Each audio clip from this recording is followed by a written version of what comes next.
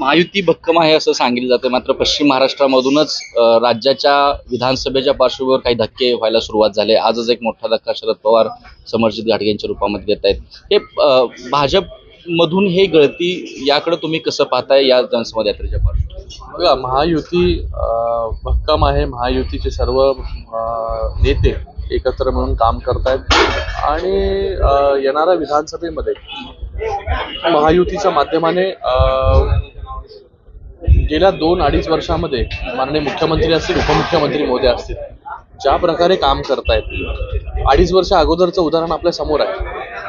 2.5 वर्षामध्ये 2.5 दिवस देखील मंत्रालयामध्ये मुख्यमंत्री न गेले नव्हते. त्याचा एक वेगळा विक्रम झाला होता.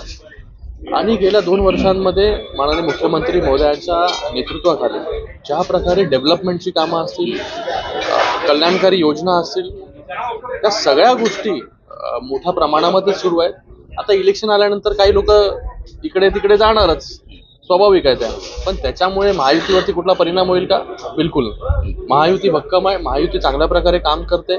महायुतीचे सगळे आमदार जे आहेत हे ग्राउंड लेवलला आमदार असतील, जे इच्छुक असतील, सगळे लोक काम करतायत. मी आता फिरतोय, जळगावपासून सुरुवात केली, जळगाव, धुळे, नगर, शिर्डी, चांगली परिस्थिती आहे. लोक खुश आहेत, कार्यकर्ता उत्साही आहे.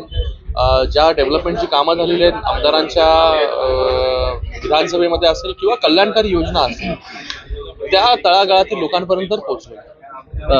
सांगली आणि कोल्हापूर जिल्ह्यातील जे काही विधानसभा मतदारसंघ आहेत 8 ते 10, त्यामधून किती जागा नेमकं शिंदे गट घेणार याबाबत काही, कारण तुम्ही दौऱ्यावर आला आहात, नेमकं ठरलं असेल की जागा आपल्याला किती असतात? बघा, ज्या पारंपरिक शिवसेना लढते त्या जागेंवरती जे आहे ते आढावा आम्ही घेतोय आणि याचा पूर्ण तपशील हा माननीय मुख्यमंत्री महोदयांना आम्ही देऊ.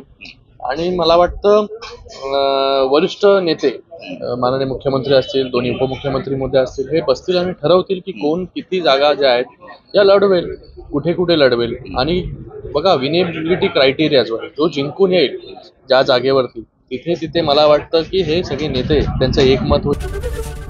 एबीपी माझा, उघडा डोळे बघा नीट.